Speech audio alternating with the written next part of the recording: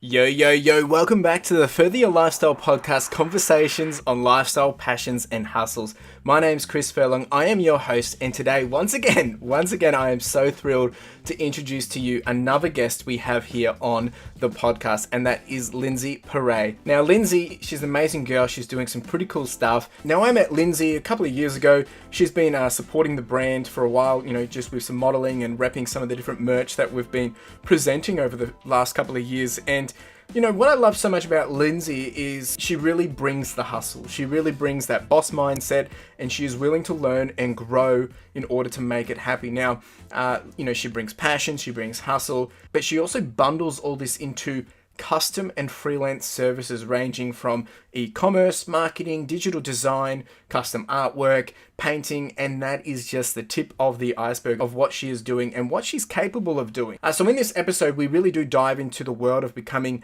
the creator you can be. And she really is a creator, a creative. She's doing some amazing work, and she's got a vast, broad area of expertise, and we do discuss on how that is possible for anyone to attain, and that's via the adaption of skills, growth mindsets, and getting your hands dirty and making it happen. And Lindsie is just that. She really does take us through the journey of what she has done in order to get to where she is today.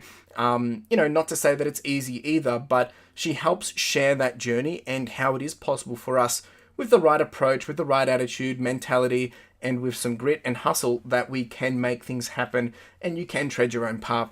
So really, really excited to have Lindsie on the show, just because I'm amazed by what she's doing. I'm very inspired by her creative talents, but also just the amount of things that she's juggling and doing at the same time. It's just really encouraging, and I love seeing the success in other people. So, however you like to listen, we do have the video experience. Otherwise, we are on Spotify and on Apple Podcasts and all those great places. So get comfy, get cozy, grab a cup of coffee, cup of tea, or however you like to listen, and let's just get into it. Welcome, Lindsie, to the Further Your Lifestyle podcast. It's so great to finally have you here. How are you doing today? Really good. It's a beautiful day in Brisbane, finally, after it's been raining for 3 days in lockdown. So can't get better than that, I guess. Yeah, that's true. I guess it's good to be raining when it's in lockdown, because last thing you want is it to be sunny and locked down and then raining afterwards. Yeah, nothing like looking out the window and not being able to go out there. Yeah, now we've actually had it pretty good this week in weather, but I think it's going to get pretty wet for the rest of the week. But less about Melbourne and more about you. So tell us about yourself. I know you're doing a lot of things. You're an amazing individual, but I don't want to sell you. I want you to tell us who you are and what you're all about. Oh, cool. Honestly, just to kick it off, I actually have a huge background in science. So when I was in school, I did biology, physics, chemistry, all that jazz. And then I actually went on to study in chemical engineering and mathematics in university. So I've completely strayed away from that path. And truth be told, I've never actually studied anything business, marketing, selling related ever. It's all kind of just come from being in the trade or asking questions here and there at work. So it is definitely one of those things that has been a massive, massive journey, I guess, trying to lean away from sort of the science kind of background, and people asking me like, why did you study this? And then I was like, shit, maybe I should just leave that off my resume, because it looks good, but it is probably confusing. Yeah. So a little bit about that, but I guess the main draw for me was just kind of moving into the business world was the streetwear aspect and just the passion that I had for all of those sort of things like basketball, Pokemon cards. Like, oh God, I had so many as a kid. So things like that. And aside from that, I just enjoy a lot of gaming, planting. Sleeping is one of my top 10 hobbies for sure. And yeah, so I will say though, there are some things that I have taken away from science that has helped me now, and it's made me really good with numbers. So there is that. But yeah, definitely my background is a little bit different to what I'm doing now. So yeah. That's incredible, because I mean, it just goes to show you can never judge a book by its cover, right? Because I would never have known that. And why should I? But like, it's one of those things. We always see what we see on Instagram or on socials, or, when we meet someone, what they're wearing, and it's like, oh, okay, that's what they're into. But you never really know what people have done. And I've met so many people which have studied something, and then, people that have done psychology or wanted to be a vet, and then they're doing, testing in some, IT industry, and it's like completely different, completely irrelevant, but hey, they're where they want to be. And, you know, that was all part of the journey. And I guess that's all part of your journey too, because it's a big, it's a big difference. But I think that's what's so super cool, is because it just goes to show you don't have to go do the norm of go study business, go study whatever it is, to then do what you want to do or end up doing. And you're a perfect example of that. Yeah, That's awesome. exactly it. That's really cool. Yeah. So with that then, so what are you doing at the moment? You know, I mean, if I was to sum it up, I know that you are doing all things custom creative, and you know, you're an artist, but you are doing a lot of things. So for the audience listening, if you had to kind of summarize yourself of who you are, what you're doing now, what would that be? I think the two things I could really boil it down to is I would say I'm a custom creator. So anything that's, you know, shoes, art pieces, homewares, things like that. And we'll touch on that a bit later about what we're expanding into. But at the moment as well, we have the digital and service side of things as well, which is anything e-commerce, digital marketing, like website assist, things like that that fall into that realm is something that I can help with. And then if I can't help with, I usually know the person that you can get referred to have it done. Yeah. So just to touch on that a little bit more, we've got I've got a new client coming on board hopefully from tomorrow. So for a streetwear resale website, so they're looking at expanding their website and just having someone kind of on the side to grow with the website and look after it and boost that engagement side of things with the community. So that's, I guess, the main areas that we kind of look at, as well as community boosting through the digital space. Wow.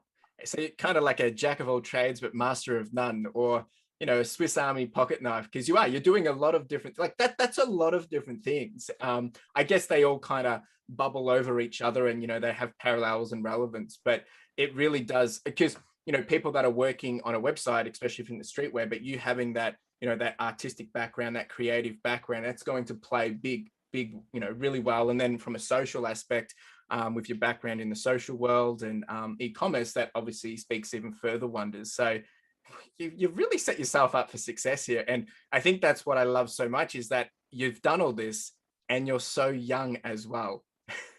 Yeah, I think our main kind of goal with the digital service side of things is to kind of just give you a package of everything that you will need to start with, and the basic tools, and I guess the basic knowledge to kind of manage it yourself with a little bit of help here and there.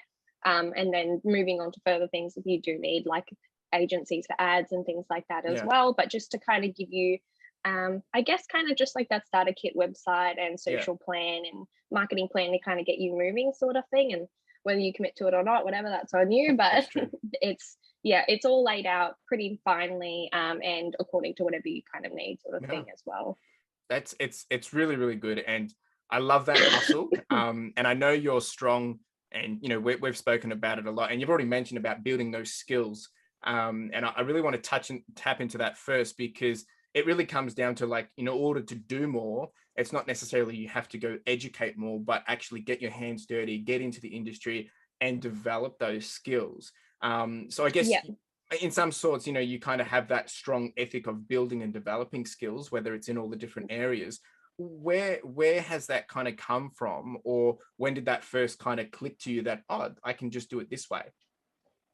I think it was more so through my job history. So my very, very first job, I worked at Target when I was like 14, and I was there for probably 3 to 4 years. Right. And then when I was 17, about to turn 18, going into uni and things like that, I actually went along with Maya, and I was actually a beautician and general makeup artist with them for a little bit. So that was kind of another thing where it was kind of like, oh, well, you know, I've stepped up just from general retail into something else that I actually had no fucking clue what I was doing. And I guess it is all about being transparent, because I was kind of, the way I kind of sold it was, I don't know what I'm doing, but I will know. And I'm happy to kind of be paid at the base rate kind of thing while I don't have the skills, but I want to make it clear that I want to negotiate this later kind of thing. And surprisingly, a lot of people are open to that. Generally, the people who are quite savvy in the business industry or have had, you know, their retail job for a long sort of time. And then moving through that, and then I kind of just started going up a little bit further and further each time I got a new job. So I moved on to David Jones, where I was a floor manager for a bit, and then I was assistant store manager with Giorgio Armani Collezioni. So that was another fun sort of thing there. And Yeah. I guess each kind of thing, I was picking up new skills each time, and I was kind of like, well, I'm getting paid to kind of be here, so I may as well leverage this time that I'm here to kind of learn new things. So it was always about asking questions, kind of expressing that interest to my bosses and things like that. Like, I do want to learn different key areas of the business. And then as well, it's just listening. Like, I would hear phrases being thrown around in the office, like before I was even in e-commerce, like SEO and like, all of these sort of things. I'm like, I don't know what that is. I'm just gonna go and Google it and, kind of at least know what's going on in the room around me, sort of thing, and just have that awareness. So I'm not just sat there like, oh, I'm a dad and I'm just going to do my job, sort of thing. And I think that's one of the things, to me, it's really important in the business as well, is just making sure you have that self-awareness and having other people who are wanting to proactively come on board and wanting to learn those sort of skills as well. And a lot of that as well, just like, I've lived by myself a lot of the time when I was in uni and things like that, and there was just things that I didn't know how to do. Like, I'm out here getting desks from like AliExpress, and I don't know if you've ever ordered anything from AliExpress, but the directions can be like so good or so bad. So I'd be getting like things that I didn't know how to build, like how do I clean my oven properly, and just things like that, and just really utilizing, I guess, the digital opportunity that we have. Just in this, kind of time, you can look up anything and learn how to do it, sort of thing, or like pay a small fee to do a course to do this and do that. So it's a lot of just, I guess, self-education and just making sure that you have the right connections in the community and in the sort of areas that you want to work in, to kind of just ask whenever you need help, which I do leverage quite a bit of as well. Like, I'll be perfectly honest, I have tons of friends where I'll message them and I'll be like, listen, like, how do I get my ROAS up by 0.75 in like an hour? Like, how can I do something like that? So it's always good to have that, I guess, again, transparency and the connections and just the drive to kind of think, oh, like, I don't know how to do it, so maybe I can learn how to do it. It might be faster than getting someone else to do it for me, kind of thing. So, and that's always been a tool that's been beneficial for me in the workplace as well, just being able to excel at all of my jobs and kind of secure the positions that I've wanted in future, sort of thing as well. Yeah, I think it speaks wonders of the type of person you are, because as simple as that is, like asking questions or, trying to figure it out or being proactive or doing with intent, they're not actually things which are actually so straightforward to people. Like, I find, look, in different industries, I think it's, it would be different, but there's so many people that just want things given or handed to them or just made easy, whereas it actually would be made easy if you ask the question, if you give the intent, if you set the expectations. And I think you've said it really, really well, of going in there, asking the questions or setting those expectations around, well, here, I want to learn, not happy, I'm happy to not take a bigger pay, but down the track you would expect. And I think that's such a really great mindset and approach to it. Just your approach to all that, because as you said, if you can't do it, whether you can learn it or if you have a network of friends that you can lean on to be able to make that happen. Because, obviously, as you said at the start, you studied one thing and you're doing something completely different. So the only way to learn is to learn on the job, because, you didn't want to have to necessarily go do another 3-4 years in university to study those areas. Plus, you probably wouldn't even get all the skills that you've got now anyway, because you're going to get that surface level foundation. So it's really, really cool to hear this. And I would encourage anyone listening to just do this more. Simply ask the questions, see how you can leverage those opportunities, because even if you are working at Target or whatever, there's so much opportunity to learn from that. Because I think people don't realize, when it does come to a job is a responsibility, but it's also an opportunity, because you get to see things, you get to hear things, and start to really get the feelers out. Whereas, you can go to uni, you can do all these things, but you don't get that industry experience straight away. So I'm really, really impressed by all this. And do you think then, because you've started to learn this way, that it's probably become more of a passion or a drive, and that's why you've probably dived into so many different things, because you are just that you have that curiosity? Or do you think it's just something that's just come more natural to you? It's probably a combination of both, honestly. A lot of the things that I have taught myself, I know are skills that I kind of need on a quite regular basis, or that I need to kind of maintain what I'm sort of doing, and also to assist other people when I'm doing their freelance work.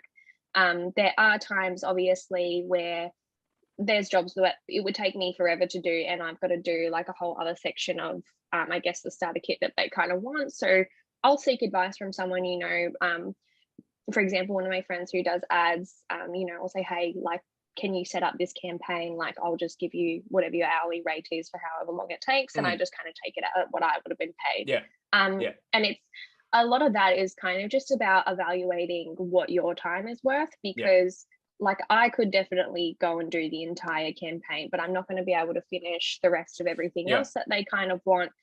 Which is going to be an even bigger loss than what, like, $75 would cost. And then at the same time, I'm helping out a friend as well, securing business. And it kind of just strengthens your networking as well. But yeah, I think a lot of that, again, comes down to value of time. Like you said it perfectly, you spend so much time at work. The way I kind of see it is like, you spend so much time in bed, you buy yourself nice pillows and you buy yourself a nice blanket, and why would you not put that same level of commitment and same level of leverage into your office job, where you're also spending probably the same amount of time, if not more, in your day-to-day life kind of thing. So yes, you are getting paid, and honestly, I get it. Some people, it's a shit job. I've worked in shitty jobs before, but there are always things that to learn and take away from it. So just always to remember that, and make sure that your time is valued as much as it can be, especially by your own self as well. Yeah, correct. And a lot of the time it's hindsight till we realize how valuable those, those opportunities and jobs were. But, I think going in with that open mind and having that mentality of like, what can I learn from this? What can I, even if it is a 3-month stig, or, it's an internship or whatever, those are the things you want to milk as much as possible, because they are that opportunity. But coming back to, when you said, when you're working with a client, you don't necessarily know how to do it. So it's kind of like that whole, it's a quote from Richard Branson where he says, when someone asks you, can you do this? You say yes, and then figure out how to do it. Do you think it's that kind of mentality? Yeah. It is. And there are some times where I will be offered a proposal kind of upfront where I'm just like, no, like I definitely can't do this.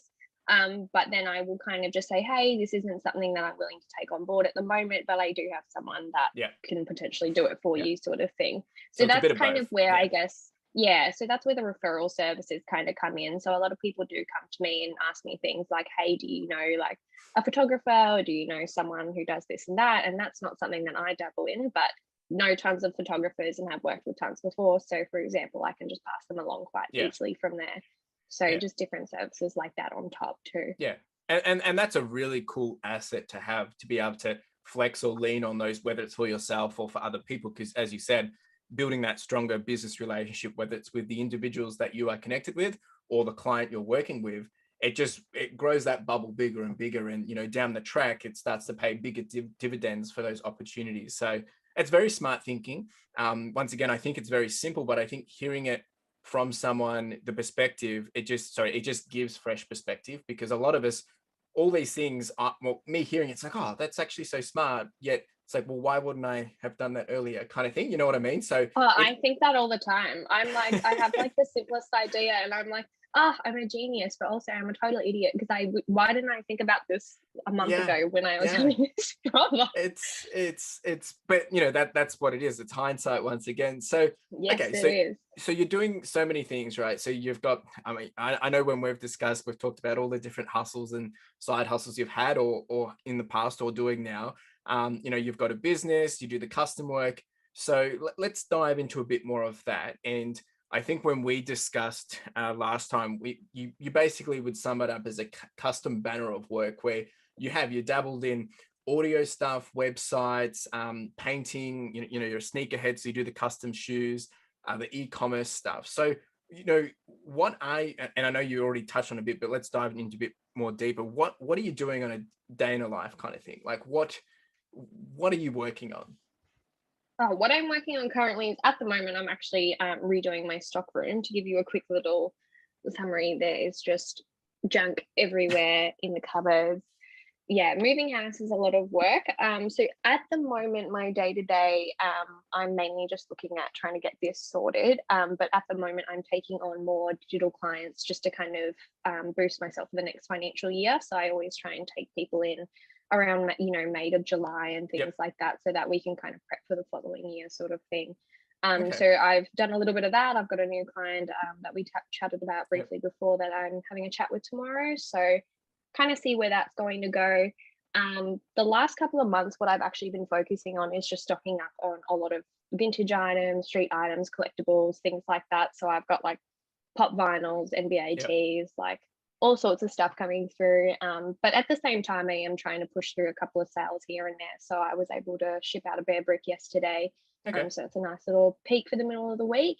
But on a day to day, I pretty much just get up, I see if I've made any sales, anything that's been sold, I pretty much pack it up and book the shipping for the following day so it gets picked up. And then if I have any remaining, I kind of just hang around in the morning until the TNT lady comes and grabs the box. And then from there, I'll typically go out to op shops, things like that, have a little fish round, find a couple of things. And I actually go to quite a few around Brisbane. Like, Yep. I'm driving around the most random places, like in the back of industrial areas that the Google Maps doesn't even know where I am, and I'm trying to find these Wow. like new vinnies that have popped up. So those, and at the moment as well, I am working on just getting my social media up and running to be more consistent, because I have been a bit slack with that, just with Yep. all of the stock focus.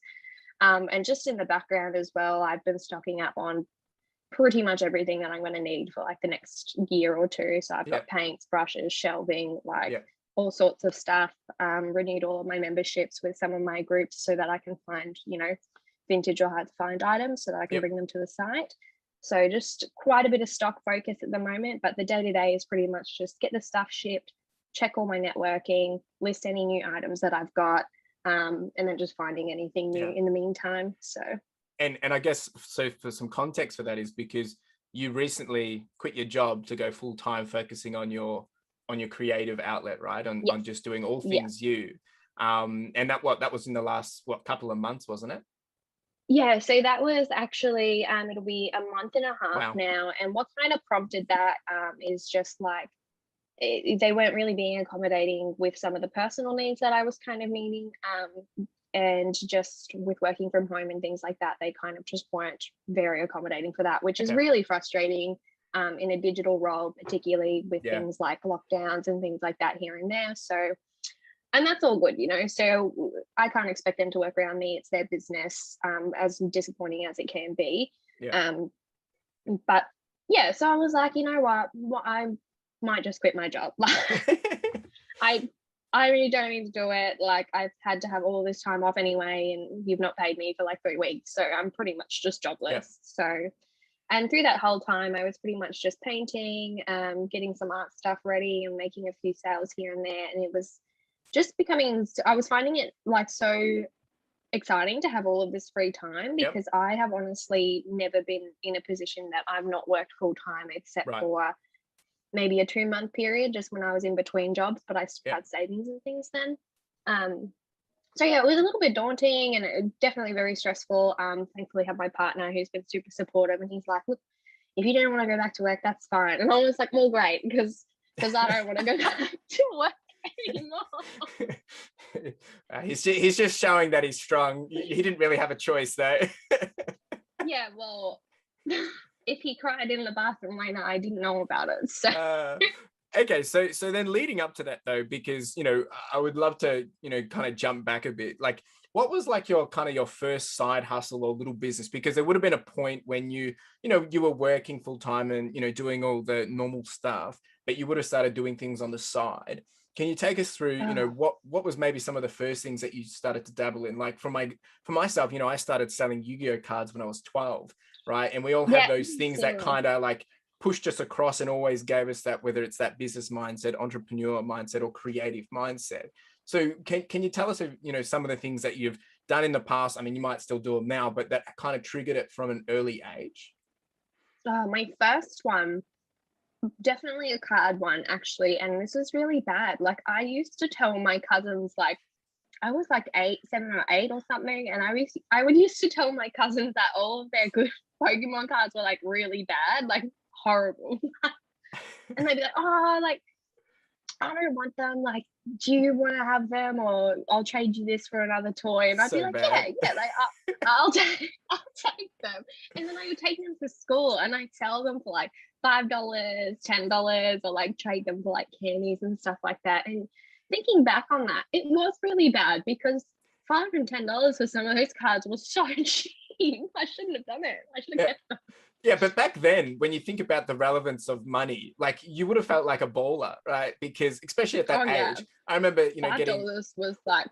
I remember selling, I think it was the Exodia set for Yu-Gi-Oh! And I got $160 on eBay. And this is back when I was 12. So, Ooh. just early, yeah, it must be early 2000s. And like I felt like I was a millionaire. Like, as a kid, 12, and you think because you don't have a job, you're getting a little bit of pocket money to get $160 from paying $20 to your friends for all their cards, and you've sold like 4 or 5 for 160. You're laughing, right? It gives you that Yeah, taste of and like, this is so it was cool. awesome.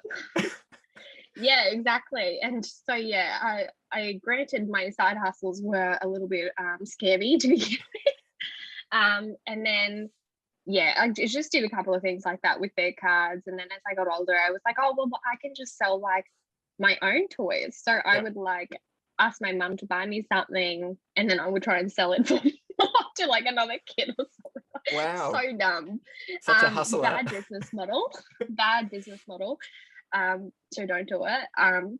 But yeah, definitely things like that. And then as I got older, I think the most serious one I kind of was doing was freelance makeup artistry, just temporarily. So I did a couple of bookings, formals, things like that, because I again went and studied that for a little bit, and then yeah, got a small qualification, and then didn't really need to because I kind of just knew what I was doing, and Yeah. people were booking just because of quality of work and because I'd previously worked at like Myer and David Jones and whatever. Yeah. So that was probably my next one. And then I just decided I didn't like doing that. I didn't like touching people's faces. Like, it's Fair just enough. not for me. I don't know. Just one day I was like, this is kind of gross to me. And that's, everyone, some people like it, some people don't. I like getting my face and stuff done, but I just don't like doing it. So.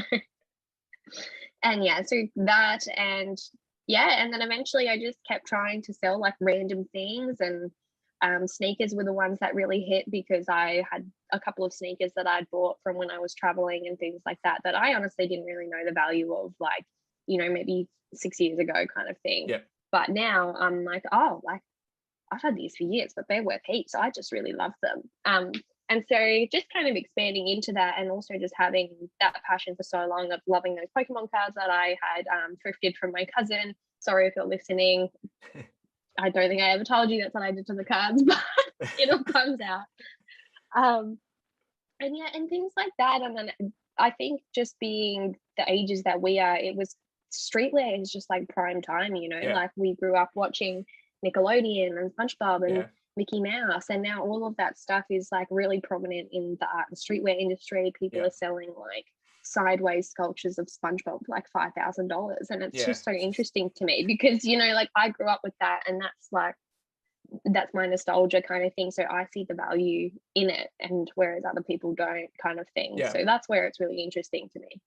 Yeah, it's come kind of full circle almost, because even you've gone back to what you started with, and it's kind of funny because it's pop culture from our nostalgia years as childhood, but it's us buying that stuff all again. It's not like all of a sudden our parents are wanting to buy that stuff. It's just we've hit that age around the 30s where people now have money. That's the stuff they grew up with, so that's what's trending because that's who wants to buy it, and it's exciting to be able to. Well, I mean, I'm not necessarily creating things, but I've started to purchase, well, trying to be sensible and responsible, purchasing Pokemon cards in the background and other things, because I never did it as a kid. But now that I can, and you want to be part of it, and it's just so much fun. And then I know that you've been able to apply that with all your creative work with the custom shoes that you've done, and that's really cool because you're literally taking your childhood memories, bringing it onto something which is of an adulthood, or I guess buying sneakers, whether that's of an adult thing or more childlike, I'm not sure, but it's that whole experience because you're getting to enjoy that experience of creating the things that you love for someone that also loves it, and then they're willing to pay you big dollars for it, which is, Yeah, I know. it's just And an it's interesting crazy that model. people Yeah, do that. Yeah. it's crazy. It's so joyful for me to be able to do that too, because 9 times out of 10 I'll do a shoot and I'm like, oh, like I really want to keep this one. But I gotta pack it up and send it away. So. Yeah. Because like these shoes, like you're customizing like Nike Air Jordans and things like that, right?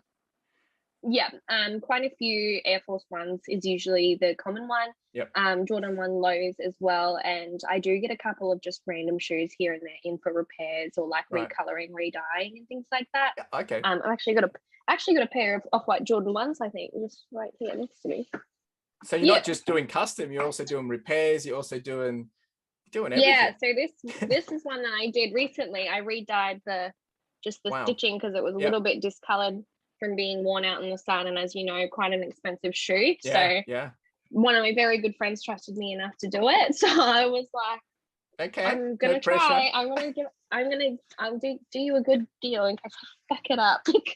So I gotta ask you then, $15,000 to replace that. Yeah, I was gonna say, it's like, so, and we don't have to include this if you don't want to, but do you have insurance? Yes. Okay. Yes, so we will include it then. I'm insured. Don't come to my house. Okay. So no, because, well, it was more because not for, people taking things away, but it's more that, doing that kind of custom work on something that's worth that much money. Like I would be nervous as heck. Like, oh man, I was so nervous. Like I re-dyed it on a day when no one was home. I put my cat in the bathroom, like on his bed. I was like, you're gonna have to just stay in here for 15 minutes. Like I shut all the windows, I turned off the fan. Wow. Yeah. And I think I even wore a shower cap because, as you can see, I've got a little bloody mare going on. Yeah. And I've had some incidents where I've been painting and then there's kind of just been like I'm like, oh, there's a brush hair there. And then I lift it and it's actually attached to my head. And I'm like, no, that's I've got to repaint this whole back. Yeah. So and it just sheds. It's bloody irritating. But it shows it shows the quality and the attention, or the attention and quality that you want to have. And I think it comes back to what we started with is getting that experience, because there's no way to learn that other than doing it, unfortunately, right? It's not like you can test. I mean, you could do it on a $15 pair of shoes, but a $15 pair of shoes compared to 15,000, obviously they're not 15,000 brand new, but when they come out, they're a high quality shoe. So the only way to do that is to build your way up into getting your hands dirty with it, right? And then exploring. And I think that's what's really cool for yourself, is because there's no way to be able to train that in the creative element, because the creative element is all custom, right? Well, it's custom from someone else's choosing, or custom from your own creative outlet, which means that brings a whole new complexity to it, because you can't learn that. You literally have to go all in and just write it out and see, okay, is this going to turn out the way you want? And then you can probably fix it up as you go. But that's not an easy gig. Like, no. And to anyone listening, honestly, like I have fucked up tons of shoes. So don't get me wrong. Like it's a long journey, and it is an investment, because you're out here buying like $150 pair of Air Force Ones. Yeah. And what I would recommend to anyone who wants to try and have a go or get into the custom gig is get one pair and test every single thing that you need to on that one pair, because you can rip the panels off, you can stick them back on, you can throw paint on it or throw silicone on it. I don't know, light it on fire, maybe do that at the end. But I definitely have made the mistake of getting like a whole pair and trying to do like one whole design from the get-go without forward planning, or just like not having the correct knowledge or paint that I needed. And it's just fucked. Like there's no other word for it. I'm just going to kind of repurpose it, turn it into like a feature piece in the house, or redo it and like kind of sell it kind of thing. And it's a reflection of your progress as well, right? Yeah, definitely.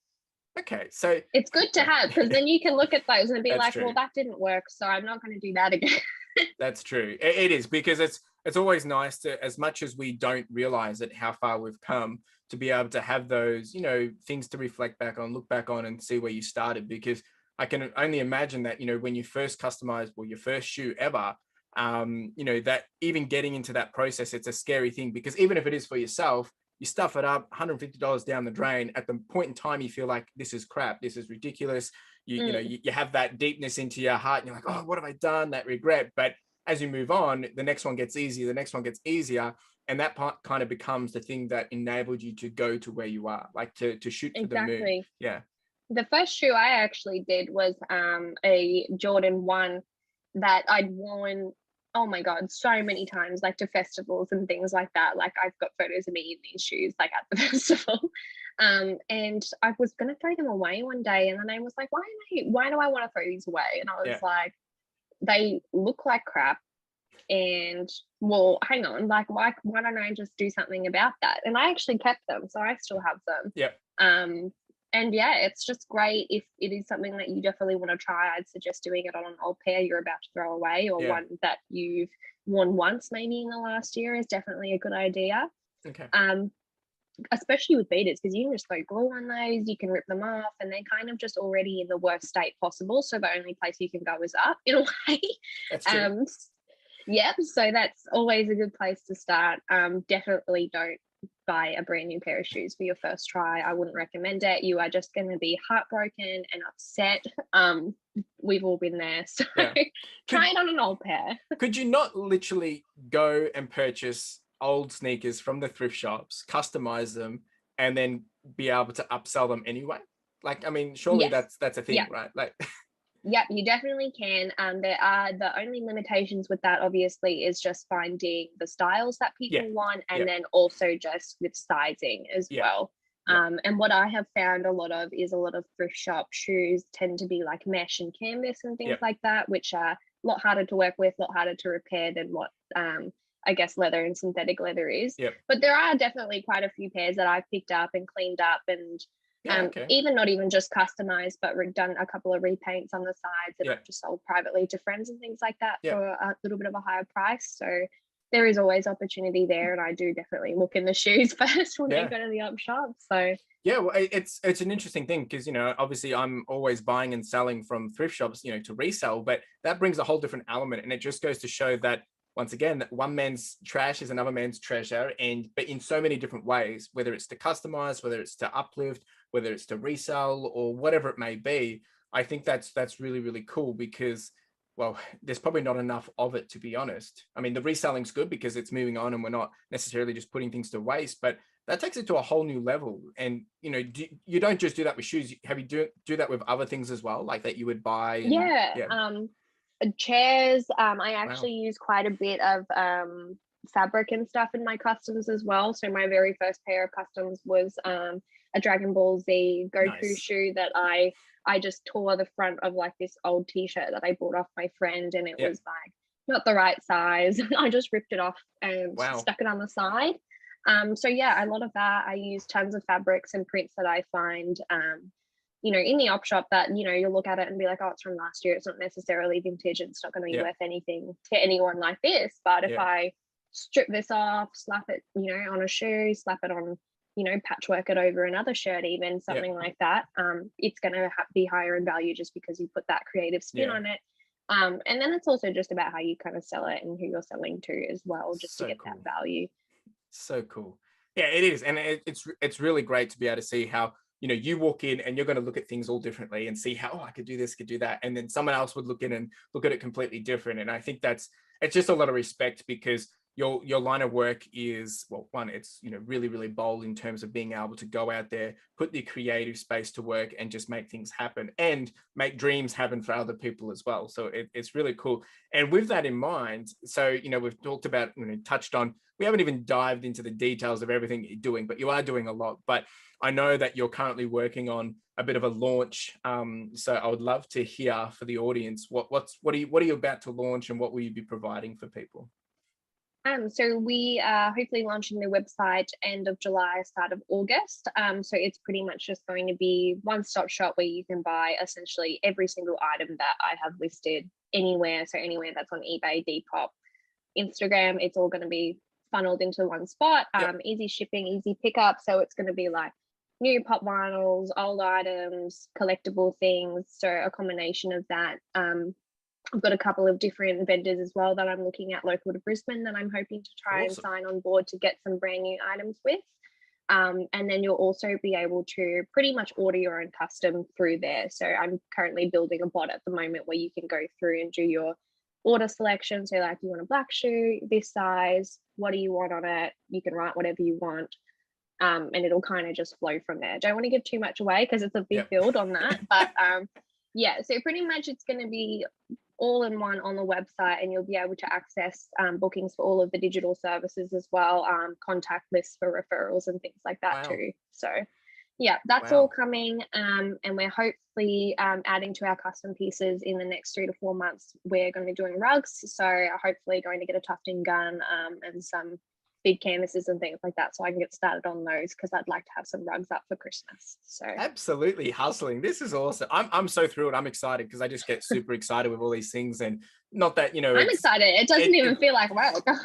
Well, that's true as well. But I always love seeing what other people are creating and how they bring it together. And it's I mean, that's what I love about this podcast, is hearing all the different stories. So let's touch on about you becoming your own boss. And I know it's still early days, obviously, because you're about to launch and all that jazz, but you have been doing things for yourself. But I guess taking that chance, and you kind of already answered it before, taking that chance to kind of like, well, it's not working out at work, I may as just go do my own thing. Do you think that's because you've built the confidence over doing the custom work, the side hustles over a long period of time, that you kind of just clicked? Or do you think it was that you were just sick and tired of, the same old jumping around, or work not being that, that 100% security kind of thing? I think it's a bit of both, because it's not like I just woke up and was like, oh, I'm going to quit my job and do this. I've had a lot of backing. The last year or two, I've collected so much stock and, got a lot of referrals and got a lot of sales through. And I do have people I can rely on to continue selling to privately, or who do book my services regularly as well. Yeah. So it's, I guess, it's about being a little bit about being sick of the job, and then also just having that opportunity to do it whilst I have done all of this work, in the past. I definitely wouldn't be able to do it with an empty room or anything now if I didn't have stock, or if I didn't have the website already. Like, I've already got the domain and stuff, and I've had it for over 6 months now and things like that. So it's little bits of things that you do definitely need to consider before you're going to just up and quit your job, but it is minor things, and it is definitely doable as long as you're going to put the work in. And it is a lot of work. So you've kind of like been building up to it, knowing in the back of your mind that, well, one day it's going to happen. It was kind of just like, you're just waiting for it. And because you said, you've had the domain name for 6 months, you've been working on the stuff anyway, it was kind of like, well, it just made sense because of the timing. And sometimes, you hear a lot of the time when people's, what was the moment that things change. And usually it's a life-changing event. Or for me, starting this podcast, I just kind of clicked through COVID that, there's more to life. And sometimes we need those moments, but sometimes it's not. It's just the timing is right. And I think that's really great. And it's always encouraging to hear it from everyone, and yourself included, because for those that are listening, it's exactly that, right? There's never going to be a perfect time. There's only going to be the right time. And it's when it makes sense, right? Whether it is you get that big pivot point in life, or maybe you just realize like the thing's staring you at front of, under your nose kind of thing. And it's just glaring at you to say, hey, let's do this. So I think you've summed it up really well, because, I don't think people should wait around for things to go wrong, but they should also, if you are working on a hustle, work on it. And then when it's ready to go big, don't try and just go cold turkey, drop everything. Yeah, for start sure. from the bottom.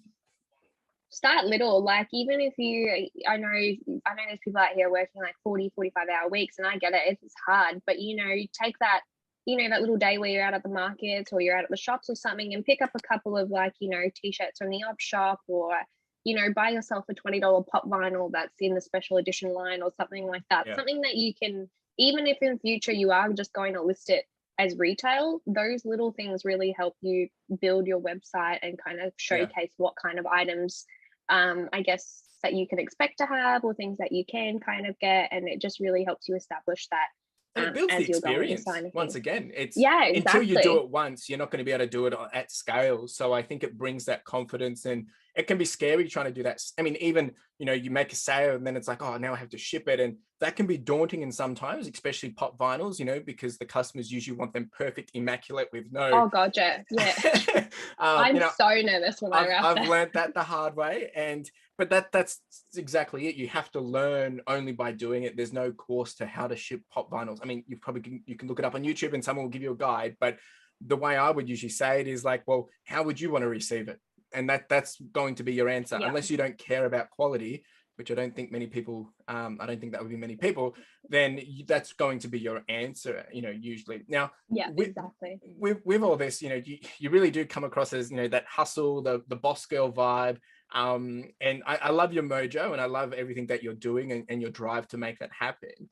What would be, I guess, some of your tips, or, maybe there's a secret to it, or maybe there's not, it's just you, of who you are, to kind of bring that to life? Because have you always been that way, motivated, hustling? And I know you touched on it, you were always looking for the opportunities, but do you think that's from an upbringing, or just because, your view on life, and how to, take what you want? Or yeah, where does that come from? Probably a combination of both. Like I lost my mother from a young age at about 14. So I was in foster care for a little bit, but my foster care family were actually great. Yeah. There were some times where obviously we didn't get along, which is to be expected. Like they've pretty much just thrown a child into your house, so you may not get along with them. So I get that. But they're amazing and they're great, and they were always supportive with all of my ventures.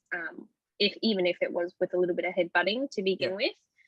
And I think, again, tracing it back, it again comes down to how you value your time. Like Yeah. if you know that, the way I see it is like people are out here getting paid like, $35 to $45 an hour to do stuff. And it's Yeah. like, if you value all of your time like that, then, you start to really consider like, is this worth my time doing? Like, is Yeah. this something that I want to be doing in future? Like what's the risk versus reward kind of thing, even just in like your day-to-day life. Like sometimes I'm like, do I want to microwave this pizza and it's going to be kind of shitty, or should I like just wait the 10 extra minutes and stick it in the oven and it's going to Yeah. be even better kind of thing. So it's just like It's a apply simple that analogy. everywhere. Yeah. Apply it every single place you can, and it just becomes muscle essentially. The other thing that I would say is criticism. Like definitely take criticism where it's needed or where you feel it's needed. There are obviously people who are just going to criticize you for the sake of criticizing you. And being a girl in the industry, we do kind of come across it a little bit just, in a sexist kind of way, or just being belittled and things like that. And it's important just to remember that a lot of those people don't have the drive, don't value their time the same way you do, because if they did, they're not going to sit here and just be criticizing your business while you're kind of just happy doing what you're doing and helping other people sort of thing. And there's people like that in every single industry, and sometimes they're right, sometimes they're wrong, but it is important to kind of step back when you are criticized, to step back and kind of analyze your business and be like, well, is this really relevant? Is there any substance in this? And perhaps other people are seeing it's the same way too, but just don't want to say anything. So that and time management. I used to be so bad at time management. Like I would just get up, I'd F around for like a couple of hours, I'd go to work, I'd come home, I'd F around for a few more hours, and then I'd go to sleep. So it's just about kind of getting that motivation, even just to do a little bit of work, like even just to sit here and do this hour and a half podcast, like just put the time in, make sure that you are doing valuable things with your time, and ask for help. Like honestly, ask someone. If you know someone who does ads and you need help with an ad, ask them. The worst they can say is no, or you've got to give me $20 an hour. So no, I think that's really, really good advice, and it's practical and it's relevant, and it really does come down to a mentality, to an approach and attitude. And we're all going to have those different ways of viewing approaches and attitudes and mentality, but I think, when it comes down to understanding what you want, whether it's purposeful work or you want to have a certain lifestyle or you're passionate about something, is don't just think about it, but actually taking the action. And you've done that, right? And it seems very clear that you're doing that throughout your journey, no matter where you are in whatever position you're in, whether it is working at Target or working for yourself or jumping around in the different jobs. Because it's those moments where you can actually go into one and how you view it. I mean, you can view a job as a job and cool, I'm getting, X amount of dollars each week, or I'm using this job to be able to learn this so that I can get onto that next thing to build my skills so that my, kind of coming back to what's the value of your time. And once again, that mentality, it's not something that's very evident or taught, from an education bare bones built up, in high school. The only way to really get that is to, there's no secret way. It really comes down to once you start to understand the ways things operate, and once you get out into the big wide world and things like that. And I think it's really, really exciting to hear how you've been able to find this so quickly, at an early age. And I'm not saying that this is all going to be perfect and that you've got it all figured out, and you still might pivot or whatever, but to know that you're going in the direction where you want to be right now, and you've got that purpose, you've got that passion. It's really encouraging, because people should realize that you don't have to do all the the nitty gritties 9 to 5 and all that jazz for the sake of doing it. If you want to start something, you can, but those other areas will help you get to where you want to be as well. It's once again, I'm very, very inspired by what you're doing, and I'm very encouraged by it.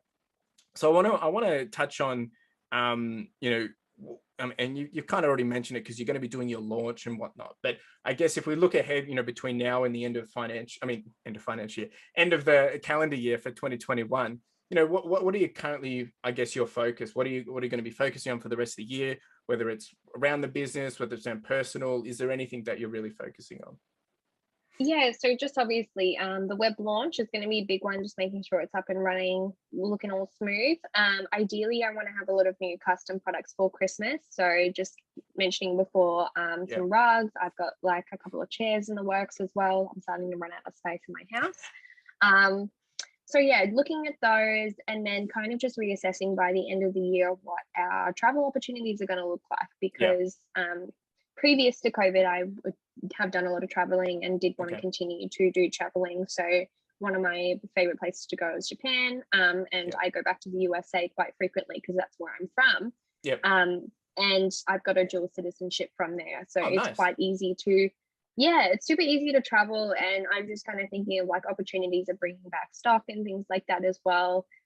It obviously is super limited at the moment with COVID, and shipping delays are kind of frustrating with some international vendors. So it is a bit of a waiting game, and I don't necessarily want to do contracting or anything until it's a little bit more solid, which is kind of why at the moment I'm focusing on hopefully bringing in a couple of brands from the Brisbane, Sydney and Melbourne areas, just to kind of supply stock onto the website. And then also give those brands, I guess, an opportunity and a platform to like have their stuff sold, without having to go into like a serious major contract thing with like a massive company. So just working on a couple of small things with stock, and then just really website focused and bringing on new clients for digital as well.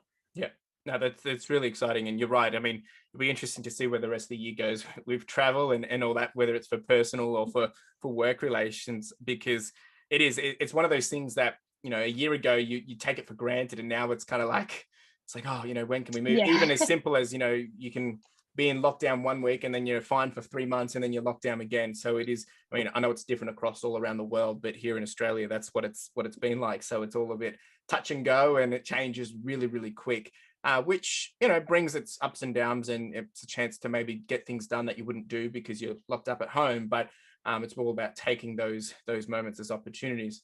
Okay, so it's really, I'm excited to see that website launch. I really, really am, to see all the services, and not that you've overhyped it or anything, but I know the quality of your work, and I've been following and seeing what you're doing. So I'm excited to see that next phase to what's to come from there. So what I'd love to do is jump into some rapid fire questions, just different things, cool. Which is for the audience to enable them to, learn a bit more about you, which are a bit more random. Of course, try and answer them short and sharp, but if you can't, that's fine. If you want to, dive into some value points, that's 100% fine as well. So the first one is favorite book or podcast or audio book that you've listened to or consumed. Okay, my favorite audiobook is actually just this random one that is this dude reading an Edgar Allan Poe book, because I love Edgar Allan Poe, and his voice is just like this guy who reads, I don't remember his name, but it's like butter. It puts me to sleep.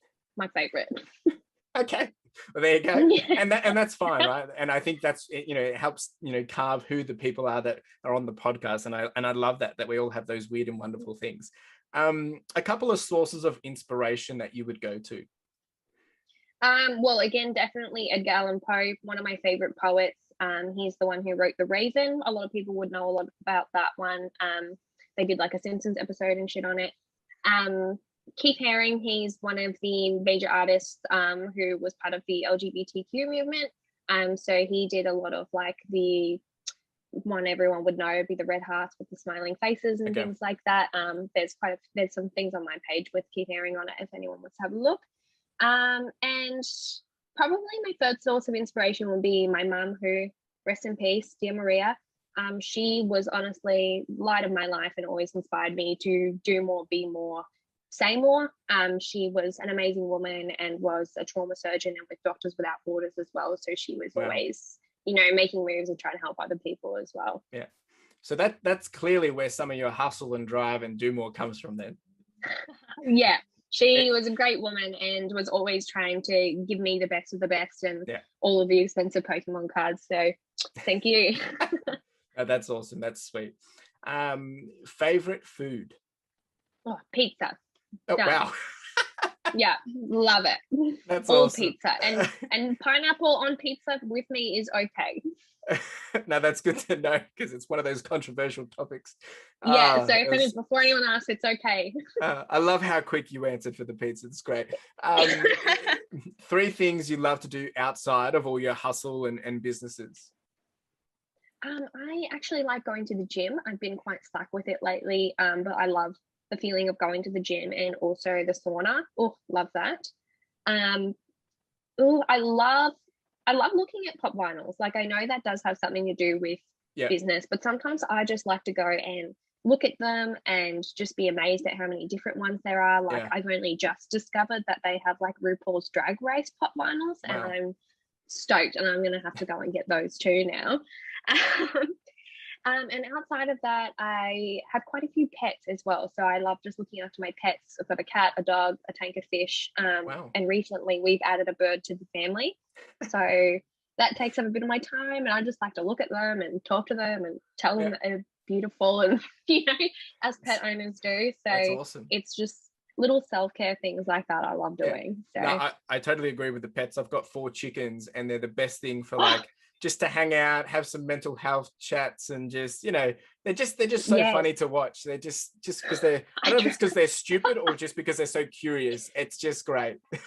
Funnily enough, my ex-partner, we had like an argument once because my auntie had like this blind chick that had hatched from her chickens, and she's like, I need someone to look after it. And I was like, please, like, can I look after this blind chicken?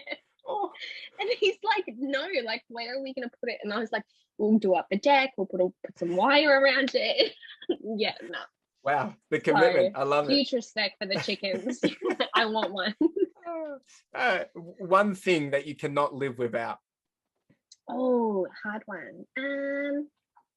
Actually, you know what? YouTube. That's like this. It's a random one, but I would not know half the stuff that I know now without YouTube. And also, just sometimes I like to sit on the couch and put on those like 10-hour visualize screen things and listen to music and just sit there and think about my day. And I think that's a super underrated, I guess, tool that people don't utilize as much anymore. True. Maybe I'm wrong. I don't know. No, I agree with you. But yeah, I love it. I use it for everything, like cooking, just putting on random shows, music. It's just great. And now they've got ads that are like entire films, which I don't understand. But yeah, it's weird. But go do it. And now that's some good advice. I sat through about like 20 minutes of one of the ads once, and I was like, this is actually a feature film in an ad. Well, because why they do this? Because anyone can create an ad, right? So like I can create an ad, and then it's my video that's getting played to other people, but as an ad. So it's like, I guess it's a whole different level to marketing, but it's very interesting. But I totally agree. They're like, we're going to put a whole movie in there. Yeah, I totally agree with the YouTube thing. It's an untapped it's really more of a search engine. And obviously it's like that, you can get stuck just scrolling and going through, but there's so much value on there if you're really on there with intent, and untapped things, which, we probably pay for, or pay other people to do, when, you know, coming back to your value of time, where you could probably just watch a video for 5-10 minutes and like, oh, okay, the answer's right there. So that's some big wisdom tips right there, because people, there's opportunity out there. The next one Yeah, is, and if you are yeah. reading, if you're a reading learner, just put the subtitles on. That's what I do. I can't sit there and listen sometimes. I just put the subtitles on. Do you ever do like double time speed or anything? Oh yeah, God yeah, that all the all time. through uni, 2.1 speed. Like Yeah. you're talking too slow. Let's go. Yeah, no, I totally agree. That's a good one to save time. Yes, that is a good one. Definitely use that tip. Biggest lesson that you have learned? Well, probably just don't be afraid to take risks, even if it is a financial one. Yeah. But if you are taking a financial risk, please just know if it is a risk and what the risk versus reward is going to be. For example, like what I said before, I bought shoes that I worked on and just they're pretty much totaled, like not even insurance could save these. So definitely that. And just when you are kind of I think something again that actually really helped me is go on YouTube and watch a tutorial of what you want to do. But while you're doing that, get a little pen and paper or your phone and just make a note of each tool that they're using, because a lot of people won't list it, or it'll just be something that you don't think about when you go to get all your equipment, and then you realize it's a vital thing. Like for example, when I went and bought all of my first shoe stuff, I totally forgot to get an X-Acto knife, which is like super important for cutting down the tape and shit like that. So I couldn't really do anything until I got that. So I had to go back to Officeworks. And if I just had have done what I just mentioned, I wouldn't have made that mistake. So again, just leveraging other people as well. Do that. Well, that's right. Success leaves clues, and it's something so simple that you don't really focus on that, because now I'm thinking, oh yeah, that's so true, because you're so focused on the thing they're trying to create, yet you're not seeing all the things of how they're making it happen. And unless they're saying go buy these 5 tools, it's not really getting embedded. So yeah, taking those notes, I think it's a very, I mean, with anything, right? I think it's very valuable. Always with the nuggets. The last one for you then is, you win $10,000. What do you do with it? Oh, tough one. I would probably $10,000. What am I winning it from? Did I just win it randomly, or did I have to compete in it? No. Different value. There's no catch. It's just like you've got someone gives you 10 grand out of nowhere. It's just, you know, no catch. It's all yours. You can do whatever you want with it. What are you doing with it? I'd honestly probably buy shares into some of the things that I am passionate about, or buy licensing to some of the things that I want to sell. So I am aiming to have like a Funko Pop license, so I can start selling them as a wholesaler with them. So probably looking at seeing if I can make any purchases that way through licensing, or what I would do as well maybe is open like a brick and mortar store, because then that way you are a little bit more open to getting licensing and things like that. And places like Nike and things like that will be willing to work with you if you have a physical store. Wow. There you go. That's really cool. One or the other. Investments.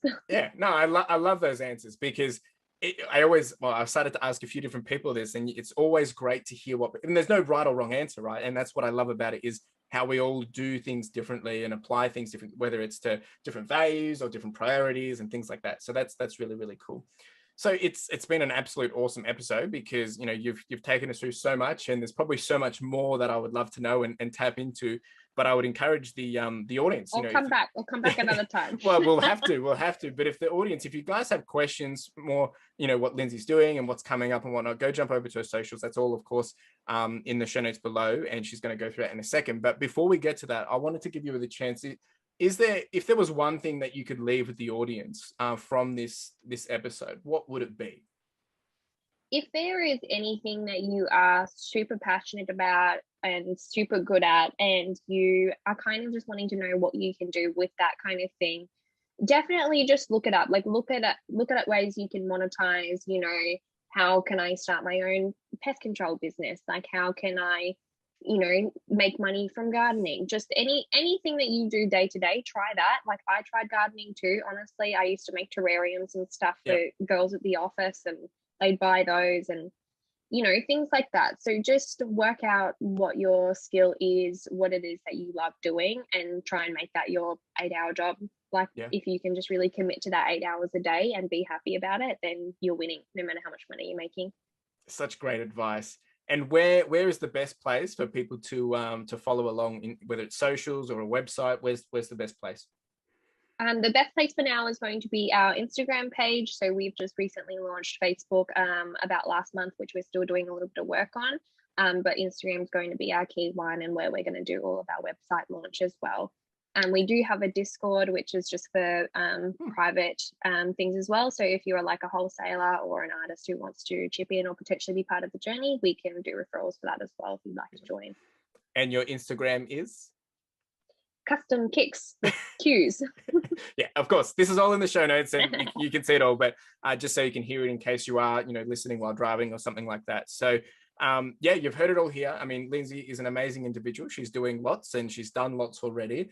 I'm excited to follow your journey, and I'm so excited to see the launch and everything else that you come out with, because, I mean, you've touched on so many different things. Even when you talked about your terrariums just now, I know you've done so many different things. We're not selling those. Sorry. No, I know that. But what I love is that you've hustled across so many different things, or because you've got an interest or a passion or whatever it may be. And that's what I love, is that, you give everything a go. You've tried different stuff, and I'm excited to see what's to come next. And I think anyone would be stupid not to go check out, what you're doing, not just to go buy, but to go just follow along and see what you're doing, because you are a really big inspiration. And I think a lot of people will be able to learn and get some inspiration from you. So thank you so much for coming on.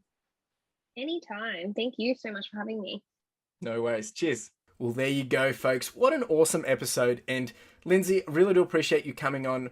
What I love so much about Lindsie is exactly what I said at the start, is her hustle and grit, and her just, her drive to just become her own boss and take control and do more. And I think that's the key takeaway for this one. For me anyway, is, when it comes to building skills, sometimes your skills, yes, you can go to university, grab the skills all you want, but the skills are going to come from learning and putting yourself in positions where you can learn, where you can be inspired, be influenced, and get those opportunities to develop your skills. That's how you're going to be able to get them quicker than anywhere else, plus in the right field. So be willing to reach out, to take action, and give yourself a challenge, because that's when you will get outside your comfort zone and grow that little bit quicker. And she really does express and share that in this episode. So thank you so much, Lindsie. I'm excited to, be part of Lindsie's journey, and I've been watching what she's been doing for a while, and I do encourage everyone to go check out her content, go check out her Instagram, as she has shared, obviously, all the show notes below, and jump on over there and have a look and see what she's doing, see what she's creating. Of course, her website will be up soon as well. Maybe there's something that you would need from her in terms of some custom work, some help, or maybe you just want to do some business with her. But go check it out, go support her, go encourage her. I'm excited to see where her brand goes and all the exciting things that she has to come. You've heard it all here first on the episode. So yeah, get excited, get behind her. Really do appreciate you all being here listening. And look, once again, this podcast is about sharing people's experiences, sharing people's lifestyles, and sharing people's ideas, and just diving into what opportunity is out there for people to attain if they're willing to go after it. So I really do hope you have been inspired, encouraged, and motivated to, maybe try something, give something a go, or to pursue that change in lifestyle. Really do appreciate being here. My name's CLFurlong. I am your host. It's been an absolute honor to be able to bridge this conversation between you and Lindsie, and I really do appreciate it. Now, if you didn't know, we do have the podcast merch, and this is with a key focus of enamel pins. Now, if you haven't checked these out, make sure you do, because the intent of these are really just to be a small token and a reminder for you to charge on, to push on, and to further your lifestyle. Whether it is a gift for someone else to encourage them, or maybe to inspire them, or maybe it's a way to motivate yourself, or you can simply just make a purchase to simply support the podcast, which would be greatly appreciated. We do also have some sweaters and some long tees, so make sure you check it out. Link in the description and in the show notes. Really do appreciate it. Cheers.